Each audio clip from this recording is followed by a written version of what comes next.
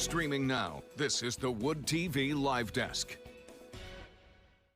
And good evening, everyone. Welcome to the News 8 Live Desk on this special election night. Phil Penarski, happy to be spending the first hour of our election coverage with you all tonight. Polls have now officially closed in a majority of counties here in Michigan. We do have a few counties in the UP that have about another hour before polls are closed up there. This is just the beginning of an expected long night for our team here at News 8. We'll be bringing you all of the latest information and race results over the course of the next couple hours, probably into tomorrow as well. So we hopefully will be sharing this entire night with you guys. Be sure to stick around, stay tuned, check out woodtv.com. We've got tons of race information, election stories, even some non-election stories if you may be a little bit burnt out about that. But Michigan, once again, being a key battleground state for both parties in the presidential election, it has brought a lot of attention to the mitten over the past couple of weeks with lots and lots of campaign stops. But we also have more than 500 other races that we're going to be covering and bringing to you over the course of the next couple of hours, including the Senate race for the House of Representatives and some state, county, and city elections in our coverage area as well. I do want to pull this up. This is just, again, the first part of our coverage starting at 8. You are now with us on the News 8 Live Desk. Starting at 9, Brian Sterling, Amber Kriska, Rick Albin, and all of our crews out in the field are going to be covering the results, insights, everything that we know over the next couple of hours. We'll be checking in with them in just a little bit on the live desk, along with some experts regarding misinformation and the polarization of this election. But first, we do want to bring in arguably the most important person in the state of Michigan tonight. It is News 8 political reporter Rick Albin. Rick, thank you so much for stopping by. We know that you've been busy leading up to this race, and you're going to be even busier throughout the night. How are you feeling so far today? First of all, Phil, I think you get a lot of people to argue about that important statement. You know, election night for me is always one that I look at with anticipation. I think many times in the course of the past 10 or 11 presidential election cycles, I've gone into a studio, radio or television, and had some inkling of what might be happening in that election. Certainly there are times that I have been wrong. My instincts, my thoughts have been wrong. But I honestly go into the studio tonight and I don't know, because things have been so close. When you start measuring average of polls in tenths of a percentage point, it is very difficult to know where the momentum lies. And it's about turnout, yes, but who's turning out? And when will we know it? And are the people that are turning out in traditional voting areas voting in traditional ways? These are all things there's no way that we can know. In watching some of our network coverage, they're doing their best to try to drill down and figure out what this means. But I think comparing this election against past elections, which is what we always do to try to get a kind of a baseline, while I still think that's fair, I'm not sure it's as accurate as it was, because if you go back to 2020 and look at all the changes that have been made in voting, particularly in Michigan since then, it may be a different animal because of early voting, early in-person voting, no reason absentee voting. We may be looking at a different paradigm for this election. Right now, definitely a lot of different things that we're all going to be kind of watching out for. And I want to get into that in just a little bit. But first off, Rick, I want to talk about those campaign stops. Like I said earlier, Michigan has been one, if not the major sort of focus as far as all the battleground states go. And you kind of compare it with other swing states that have gotten a lot of national attention, Wisconsin and Pennsylvania. Seems like Michigan got a lot more stops than maybe those other states. That might just be me talking there. But I mean, when you think about that, I mean, why do you think Michigan was seen as maybe the most important state to win out of the blue wall, so to speak? Yeah, there are a couple of reasons. Democrats traditionally need to win Michigan to win the White House. I think maybe Harry Truman and Jimmy Carter are the only two Democrats in relatively recent, and I guess you'd make the argument Harry Truman isn't relatively recent, but in relatively recent political history to win the White House and not win Michigan. So there is a traditional need for these 15 electoral votes. It's part of the blue wall with Wisconsin and Pennsylvania, and those three states are very powerful. As we sit here tonight, if any one candidate should win all three of those states, that will be the end of the race right there. So in combination, it is important. But it's also important because it was a state that fell in 2016. It was the first time since 1988 that Republicans were able to win in Michigan. And they were really hopeful on doing it again in 2020. Obviously, they fell short. And I think Michigan is this year felt like a state where they felt like it was in play. You look at the numbers, it is pretty tight. You look at the turnout, it's going to be really high. You don't know for sure who that's going to help. And there again, you look at where the turnout is really high, and then you have to be able to decide, are the people that are turning out in these areas that we expect to vote in a particular way actually voting that way? Or is there something else out there? We know there's a big gender gap in the presidential race. We also know that there is some dissatisfaction with the Biden-Harris administration by some Arab Americans in the way they've handled the issue with Israel and Gaza. And so I think all of those things you have to factor in, and that leads me to one more reason that I really don't know what's going to happen in this election. I will say one thing, and I think you stated it well. We have a tendency to say what's going to happen tonight. What's going to happen tonight is a lot of people are going to be frustrated because they're not going to know.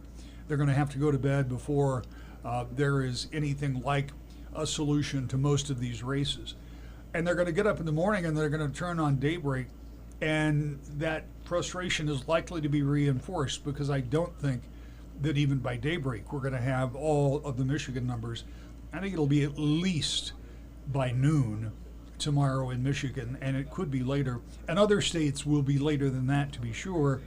Wisconsin could be late, maybe days late, because they have some of the things they don't do. They don't prepare their absentee ballots, and if they've had heavier voting, as I suspect they have, that could be a problem. And then Pennsylvania, which I think is maybe the linchpin for this election, and I think that they may have some time before we see those ballots, although I might expect Pennsylvania to be done maybe late tomorrow sometime. Mm-hmm. Yeah, no, definitely, again, something that we're going to be keeping a close eye on as far as the presidential race is concerned. Rick, I want to shift over now to the Senate race. It's between Representative Alyssa Slotkin, former Representative Mike Rogers. They are the candidates. You moderated the lone debate between the two. What, in your opinion, is going to be kind of the key for this race as, again, we're waiting for results to start coming in closer to 9? Yeah, I mean, unfortunately, if you look at these two candidates, it would be impossible to say that either of them was not qualified, because they certainly are.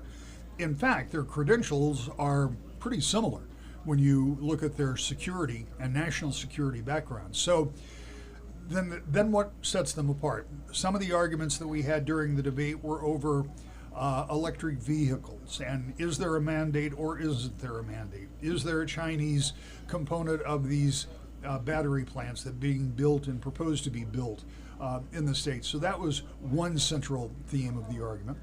And one of the other arguments is something that Democrats have tried very hard to put on the ballot in all 50 states, and that's reproductive rights and abortion.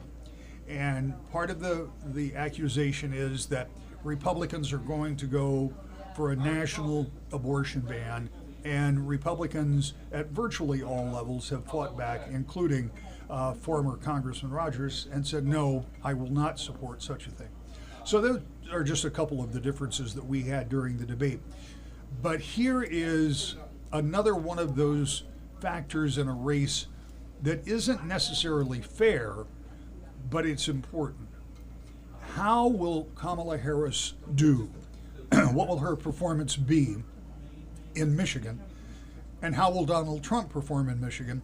Because either one of those candidates can help their respective candidate. If they overperform, they'll bring some extra votes to both of those candidates. So whoever wins Michigan, the Republican or Democrat, will give a leg up to that candidate in that Senate race too. And kind of before we let you go, Rick, I know you're going to be busy all night long. We want to let you get back to the rest of your prep, but you have spent a lot of time obviously paying attention to the major races and even giving some of the other races that we're going to be covering a look. What else are you looking for? Is there a particular race, a particular moment maybe in the next couple of days that you're really going to be paying attention to and that maybe we should, as viewers, kind of be watching out for as well? I said this in the last cycle, and it certainly turned out to be true, and I would say it again this year. I think one of the most important set of races is for the state house. There are 110 members, and maybe 95, 97 of those seats will be the same party when those votes come in. But in the rest of those, maybe 12, 13 seats, there could be enough movement. I'm not saying there will be, but there could be enough movement to change control of the House from Democrats to Republicans. And again, while not making a prediction, I will say that if that happens, that changes the dominance of Democrats in Lansing. And with a governor who only has 2 years left in office, it could become a place where very little cooperation can be found. And that could be something interesting to think about as we go forward. Of course, all of the U.S. House races too, but State House is something I'll be keeping an eye on. And I would hope we will have some indication on that maybe a little sooner rather than later. All right, awesome stuff, Rick. Thank you so much for stopping by again. You. We know you're going to be super busy, so good luck out there, and we look forward to watching you coming up at 9. Thanks, Phil. Absolutely. And just as a reminder to everybody that we also did hear from Secretary of State Jocelyn Benson earlier today regarding some key topics regarding this election that she wants everybody to kind of pay attention to, including when we might expect some results to start coming in and some other important topics as well. We were there and got some video of it, and we are now going to show you some of that press conference that Secretary of State Jocelyn Benson held. Let's hear what she has to say. Wonderful to see you all here on this warm fall day. It feels like we've been waiting for this day for a long time, but here we are.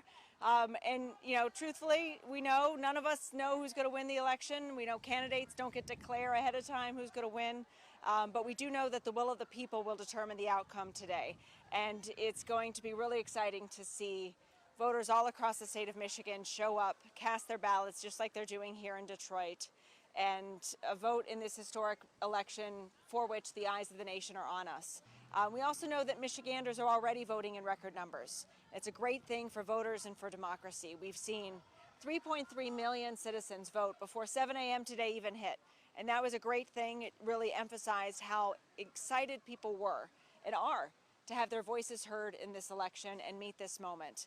So when we saw 1.2 million citizens vote early, and another 2.1 citizens vote absentee or through the mail before the election. And so many of those who did vote through the mail returning their ballots ahead of time, 82% as of this morning, already returned with only 200,000, 230,000 left to go to be returned today. That shows that people are voting, people are engaged, and people know the rules, which is that today is the last day to vote in this election.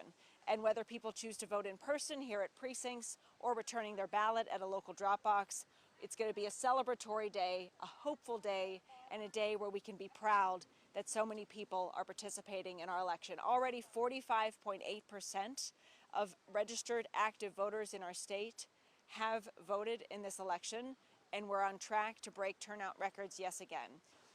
When the polls close at 8 p.m., we will start to see printouts of results from tabulators. Those printouts and those early results will include those votes cast today, those votes cast at early voting centers, and in some cases, like in Oakland County and Detroit, ballots that were returned through the mail throughout the pre-processing period leading up to today.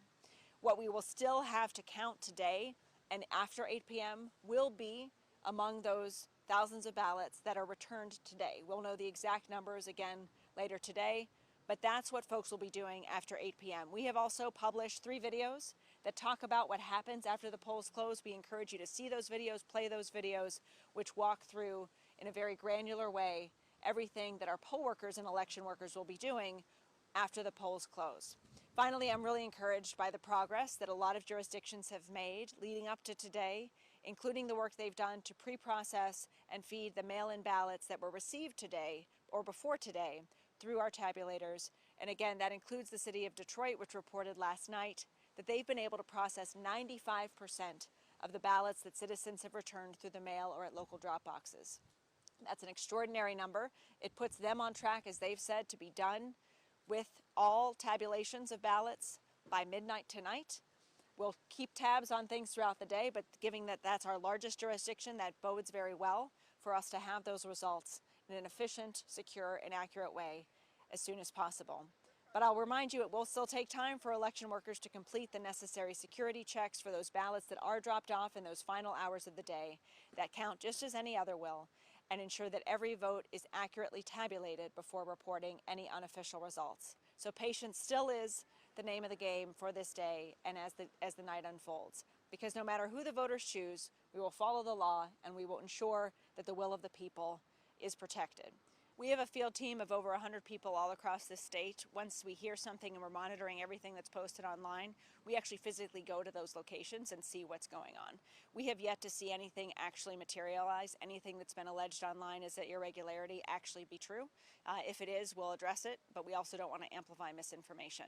But we are monitoring a number of accounts and other types of individuals who will be posting things throughout the day. And again, we have people on the ground, and many others are monitoring things too, because we want to quickly de-escalate anything that might erupt, but also more of what we'll be doing today is debunking allegations of irregularities more than anything else.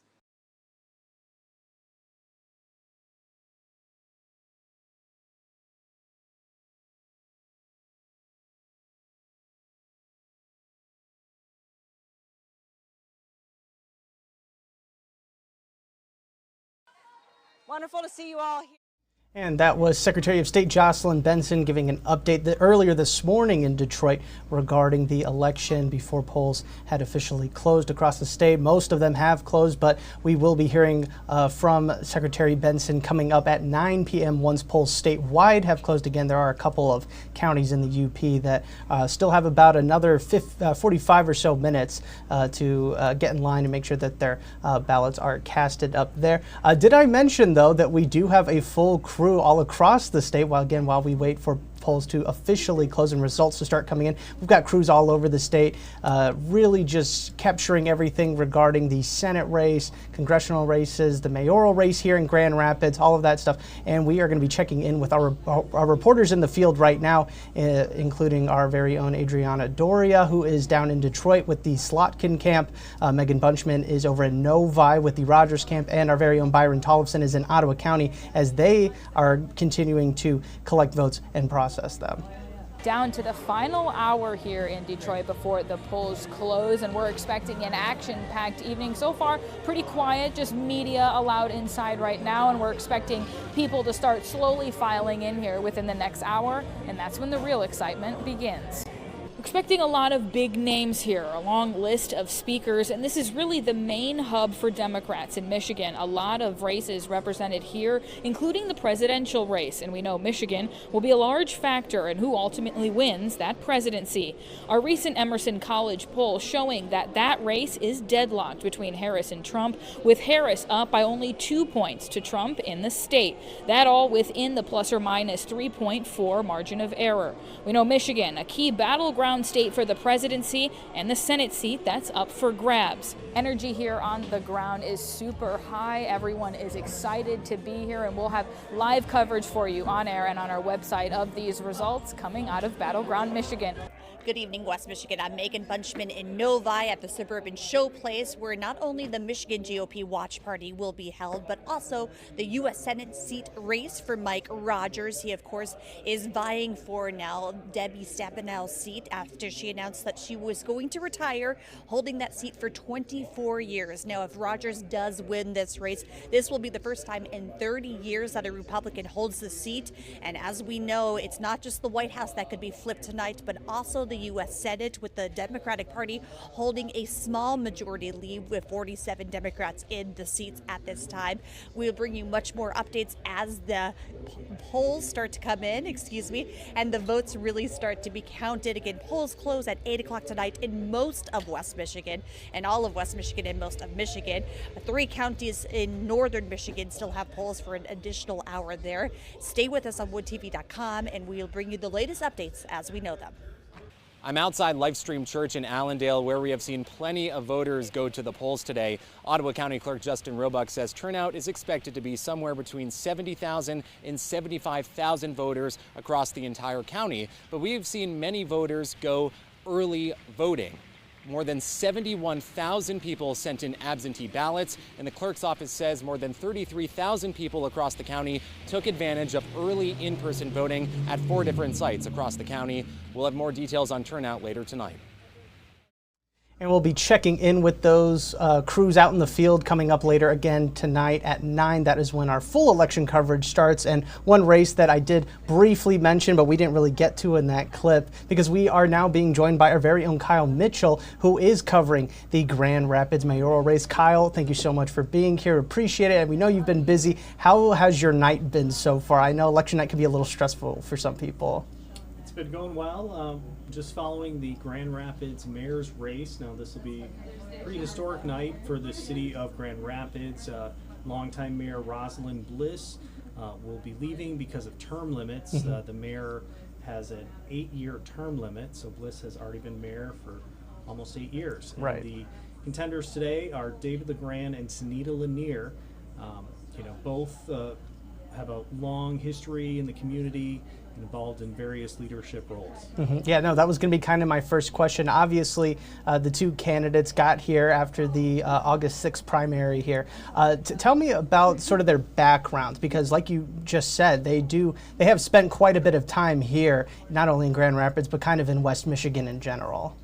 Yeah, great question, Phil. LeGrand has served several roles, elected as an elected official, also as an assistant prosecutor. He was a state representative, member of the Grand Rapids Public Schools Board, involved in launching several businesses and getting them started, Wealthy Street Bakery, Hall Street Bakery, Long Road Distillers. So he's had a presence in this community for quite some time. Yeah, no, and obviously with the 2 candidates, there is a lot kind of that they are running on. We saw a debate from them, I believe, last month over at Wealthy Theater. We've interviewed them. We've talked about some of their policies. What are some things that both candidates are kind of running on to try and get those votes? Let me get a little bit in about Sunita Lanier. She's also been in politics here in the city, serving as 3rd Ward Commissioner from 2014 through 2022. Both have laid out a lot of priorities for the city. We sat down with both candidates several times, through the primary process. David LeGrand said that his priorities involve justice and public safety, economic development, jobs, affordable housing, holding more elected officials accountable, increasing the city's environmental sustainability. Sunita Lanier said that her priorities include kind of changing the culture to try to embrace more residents, in her view, supporting economic development opportunities for people of color. She also talked about parking and congestion downtown and looking at ways to address that. So those are kind of what some of the things, at least, that both candidates are looking for, and we'll be checking in with them, throughout the night as we start getting those results coming in, which should be coming in right about now as we start seeing those numbers. Absolutely. And kind of before we let you go, Kyle, we know you're going to be busy tonight. Have you heard anything from either campaign kind of leading up to tonight, or maybe today even? We know that back on the August 6th primary, David LeGrand nabbed nearly 60% of the total votes for mayor. What are you kind of hearing as they enter election night? Yeah, I think, they're, both very excited to see the results. David LeGrand, I think, feels pretty good going into tonight, but of course, we'll have to see, when we start to get those results in, how it's going. All right, absolutely. Well, Kyle, again, thank you so much for stopping by. We know you're busy, so we'll let you get back to it, but thanks again for stopping by. Stay safe out there. Thanks, Phil. Of course. And again, as we continue on through election night, I do want to remind everybody one last time, I'm even going to pull up the graphic for everybody. We are still in our pre-coverage right now. Again, full coverage coming up later at 9 p.m. Brian Sterling, Amber Kriska, Rick Albin, who we just spoke with, they'll all be bringing you the incoming results and insights regarding the race. And of course, our crews out in the field will be joining them as well. And one thing here that we here at News 8 have really been striving to do and have always strived to do, but especially tonight on nights like this on election night, is bring you the facts as soon as we can confirm them. It's vitally important, especially now with so much misinformation and disinformation out there, to get a sort of better understanding of that topic. I spoke with Megan Rydecki earlier this week. She's the director of the Houndstein Center for Presidential Studies over at Grand Valley State University. Here's what she had to say regarding that topic. First things first, I want to get your sort of opinion and kind of an explanation out of you just on the differences between misinformation and disinformation. We hear a lot about misinformation all the time, but there is a clear difference between the two of them. Two terms that I think are very interchangeable but have a clear difference, that is being disinformation and misinformation. A lot of the information that we've been sharing from the Houndstein Center this election season about these things comes from Barb McQuaid, the author of Attack from Within. She's really one of the foremost leading experts on the topic. She's a professor over at U of M's law school. And she really goes into detail about how disinformation is the deliberate use of incorrect information to coerce people or to manipulate people into thinking certain things. And then misinformation, we often describe as its unwitting cousin. So that's when people maybe not so maliciously, but still end up sharing information that isn't necessarily true or that is used to manipulate others. And kind of now with getting those two differences out of the way, they both can provide some damaging impacts, I would say. I mean, thinking, you know, whether you're trying to do it maliciously or not, spreading false information can cause a lot of disruptions, I would think. Talk to me about sort of the best ways, or really how it starts to really spread from just a simple social media post to really blowing up and having news outlets and legacy media outlets having to cover these things more in-depthly and trying to find a little bit more information about them. Yeah, Phil, when your reference to social media, I think is spot on. I pretty much tell people these days, don't believe anything you see on social media, especially if it's in the form of an ad, because it probably isn't true, or it may be planted by a group or a party or an outside actor, people from even outside the United States, who are using it to stir up feelings to get the electorate to vote a certain way.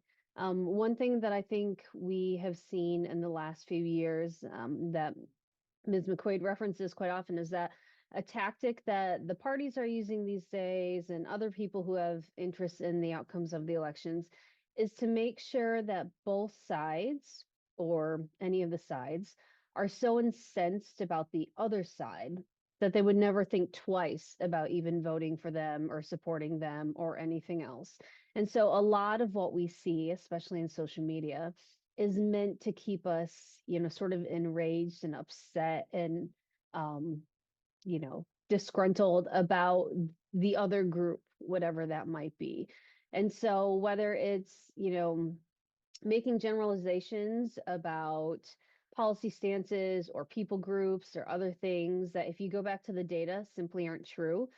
It could be saying things like that, but then also that could be the disinformation part, repeatedly saying things that aren't true based on data.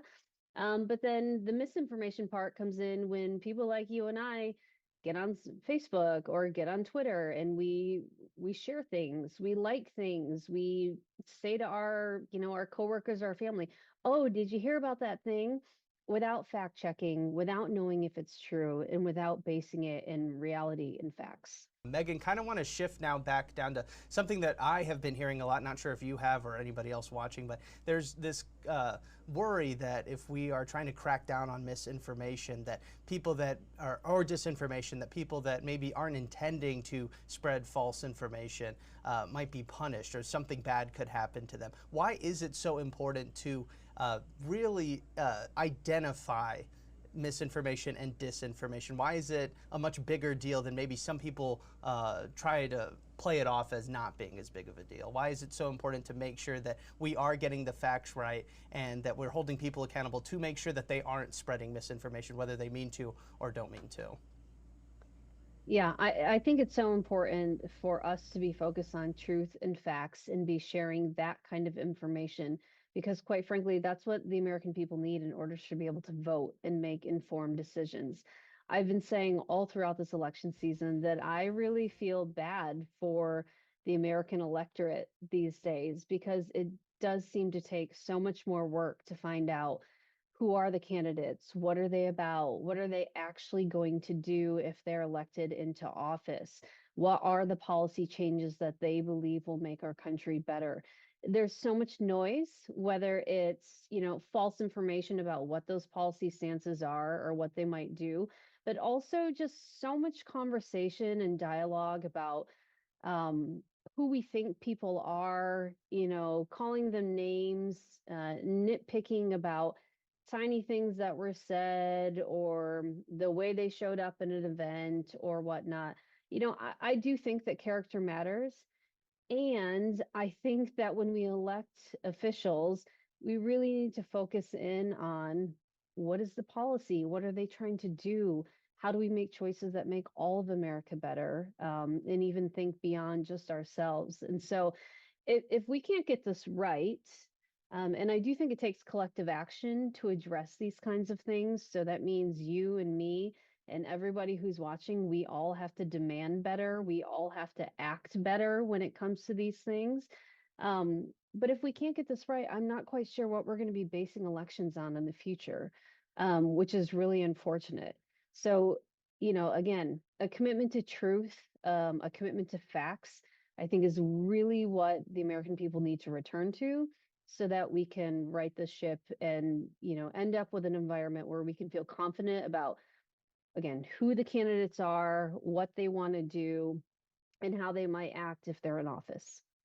First, and I do want to thank Megan Rydecki for sitting down and talking to me about this obviously very important topic. And we have officially crossed the 8:30 mark, meaning we are less than 30 minutes away from all polls in Michigan closing. Again, those upper counties in the Upper Peninsula are still have a couple more minutes to at least get in line to cast your ballots if you haven't done so yet. And as we continue to approach that 9 p.m. cutoff point, when we do send it upstairs with the rest of our crew to bring you live up-to-date coverage throughout the night, we do have ways for you to fill your time if you're waiting for that, and it's all over on woodtv.com. That's also where we're going to be streaming all of our coverage, so you can kind of knock two birds out with one stone. We have dozens of election and also some non-election related stories that you can find over there right now, including just regarding the election-based ones. We have some news out of Irving Township where a clerk refiled a request for an injunction asking to hand count ballots instead of using Dominion voting machines. We're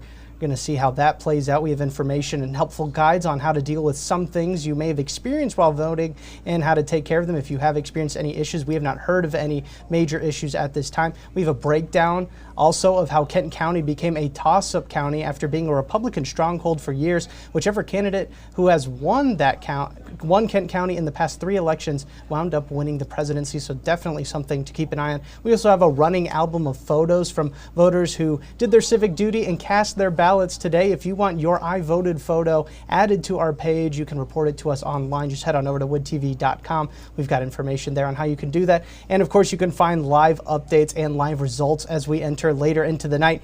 Make woodtv.com your one-stop shop for election coverage. Again, we're going to be bringing you live coverage from our upstairs crew, our crews out in the field. And then, of course, you could find those election results on woodtv.com as well. And one other major topic surrounding this election, and I'm sure I'm not the only one who feels this way, is of course the division and polarization of not only the candidates but their supporters as well. We've seen it really start to grow over the past couple of elections. We spoke to Greg Warson, a professor of civil discourse at GVSU, about how everything ended up like this. Really, here's part of that interview with Mr. Warson. first things first, I want to get your sort of opinion. Greg, thank you so much for stopping by and talking to us. We're going to be really focusing a lot on just the division and polarization regarding this election. I mean, how have you kind of seen it just from what you've been able to see as a viewer of just things that have been going on really leading up into this election, but really maybe this stems back, maybe all the way back a couple of years or a couple of elections ago as well, just kind of how we've gotten to this point where everything seems so divisive and so polarizing.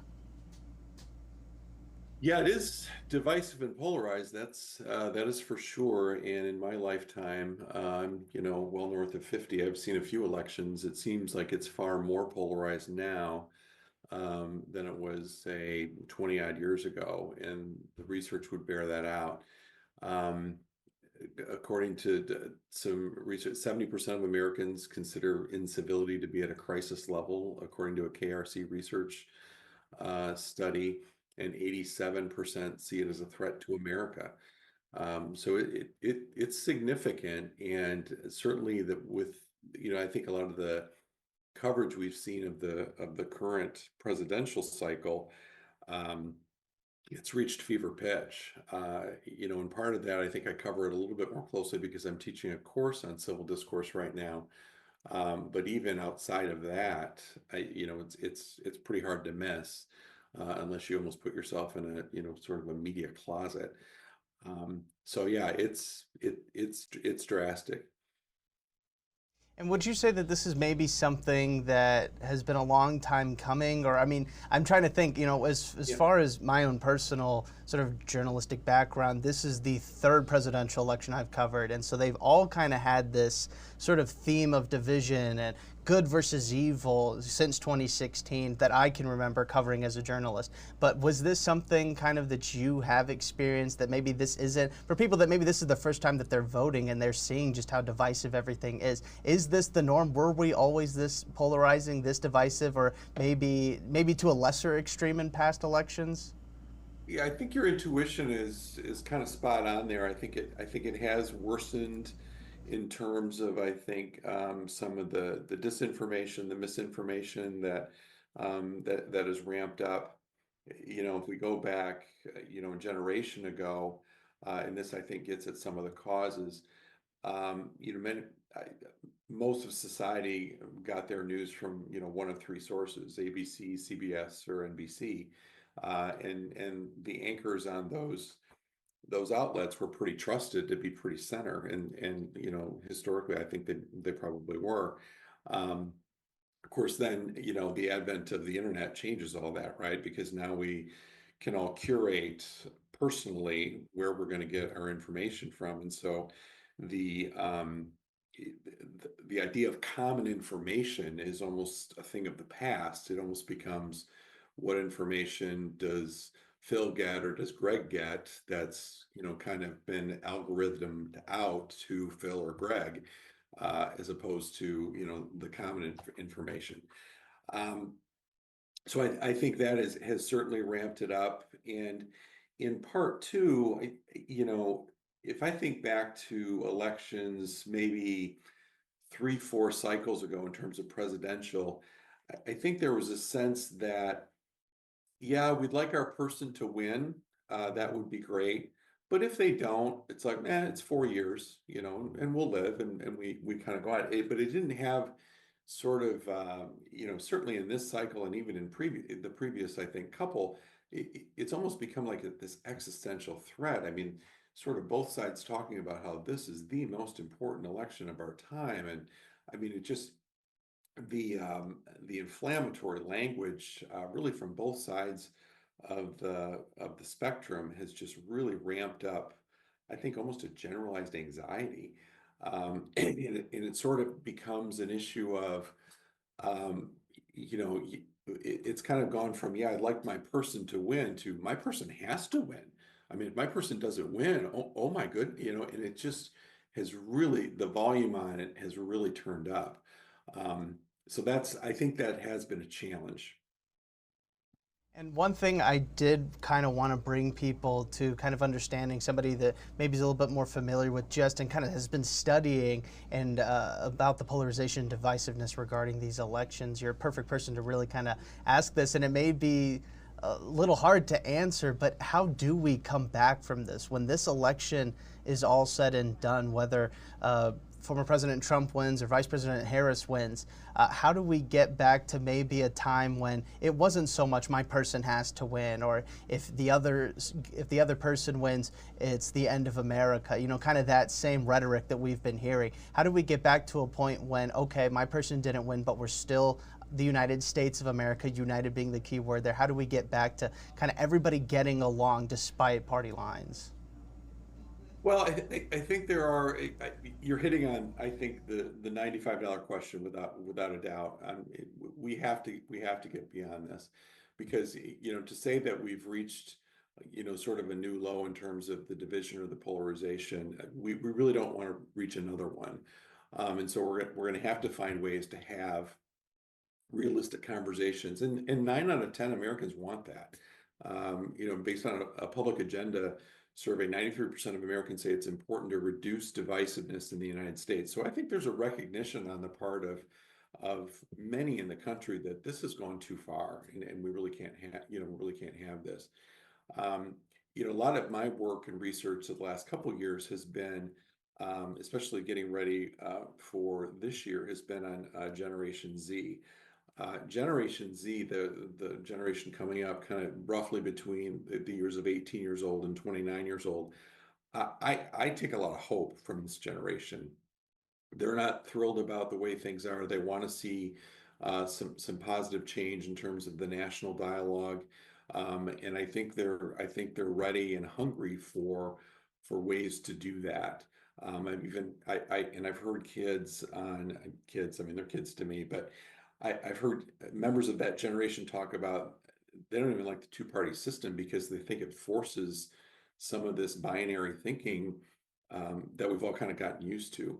And I think there are ways out of it. I think one way, not the only way, but one way out is to engage in more what we would call civil discourse conversations, or conversations that are a lot healthier, where we're exchanging not only what our views are, but what are the stories underneath those views in terms of how we got to one place or another on any given issue. And it's where we exchange those stories that we start to see some of the values that fuel those views. And that's really why the Center for Civil Discourse exists, is to train folks on those skills.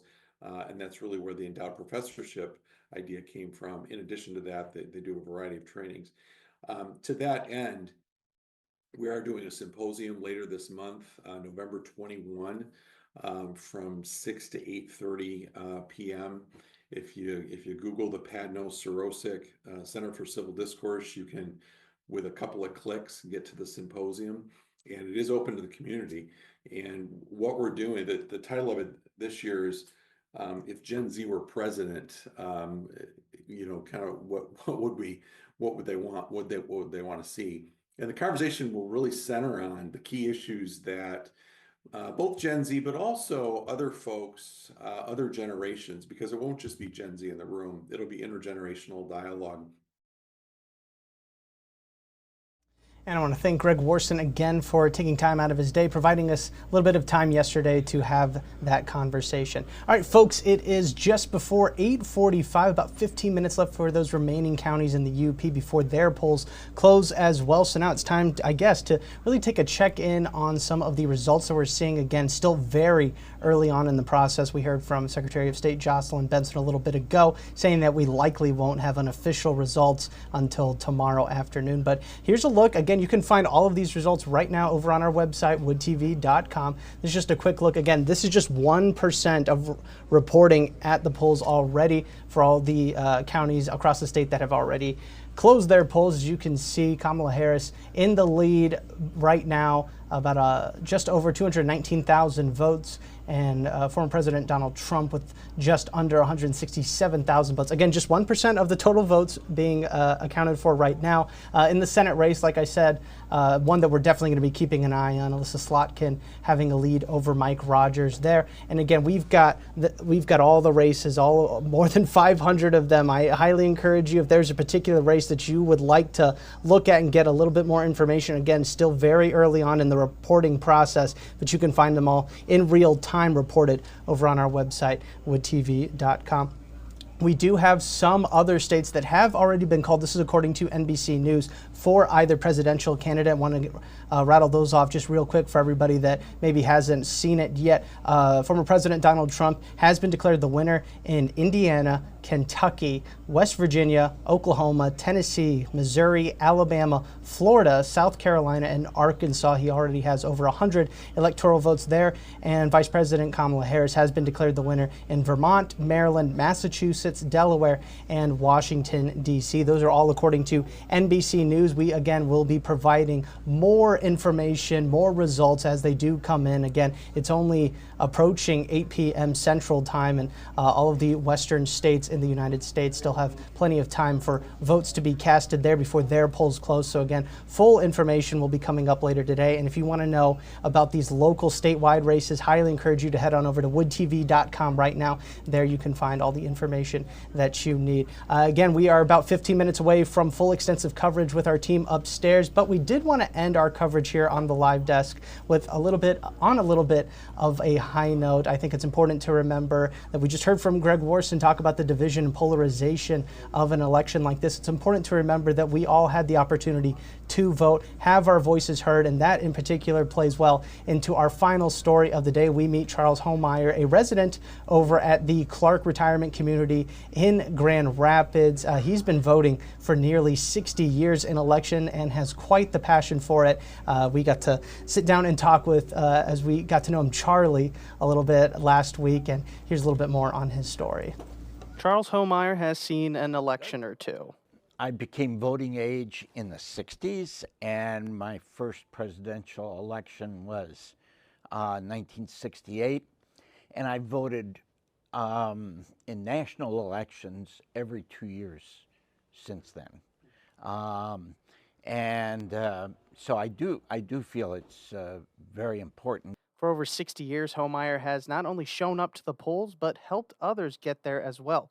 During Art Prize this year, he and his wife spent the time registering eligible voters at the Gerald R. Ford Presidential Museum. Most people said they had registered and they were voting or going to vote, but there were a few that we helped register. Homeyer's been doing this since 1966, when the then 20-year-old college student traveled from Brown University in Rhode Island down to rural Alabama to help register black voters just a year after the Voting Rights Act of 1965. Homeyer became inspired after hearing Dr. Martin Luther King Jr.'s momentous "I Have a Dream" speech. His speech was just grabbed me. I was riveted by it. His travels down south are just one of the many stories included in a newly published book by Homeyer's daughter titled Guardians of the Vote. Were you sort of maybe the motivation behind your daughter publishing it? I think so. Yeah, right. Now, 60 years later, Homeyer is even more passionate about voting, but he understands people's decision not to tune in during election season, but still hopes they exercise their right to vote this Tuesday. It's easy to become tired of it and kind of turn away. And I think it's okay to turn off the TV sometimes. That's actually probably healthy. But not to turn off your gratitude, our gratitude for this gift. Please, if you are looking at this, watching it, do all of us a favor. Do your fellow citizens and the public good of our country a favor. Get out and vote. How great was it hearing from Charlie there? Again, a really moving story. Really happy that we got the chance to speak with him. I want to thank Charlie a whole lot for sitting down and talking to us about his incredible journey to Alabama and also his passion to get out and vote. That is going to do it for us here on the Live Desk. Again, we are leading up into our live full coverage that kicks off at 9 p.m. Brian Sterling, Amber Kriska, Rick Albin, our teams out in the field are all going to be with you throughout the remainder of the night and into the morning. Here's another look at our continuous coverage throughout the rest of the night. And of course, we're going to be bringing you live updates, more and more information into daybreak, as well as you can imagine. And how we've heard confirmation from Secretary of State Jocelyn Benson that we likely won't have results in until probably sometime tomorrow. So it's going to be a long night for a lot of us here at News 8. But again, it's going to be totally worth it to bring you the latest up-to-date information when we do know it. And I, again, highly encourage everybody going over to our website, woodtv.com, checking out all of the interesting election stories that we have to offer. And also, you can stay up to date on all of the local election races right there. They are updated in real time. Again, thank you all so much for tuning in. I want to thank Megan Rydecki, Greg Wardson, Rick Albin, and Kyle Mitchell for joining us today. And of course, Charlie Homeyer for bringing us these stories and allowing us to tell them here on the Live Desk. Again, thank you all so much for tuning in. I'm Phil Penarski, and we hope you have a great rest of your night.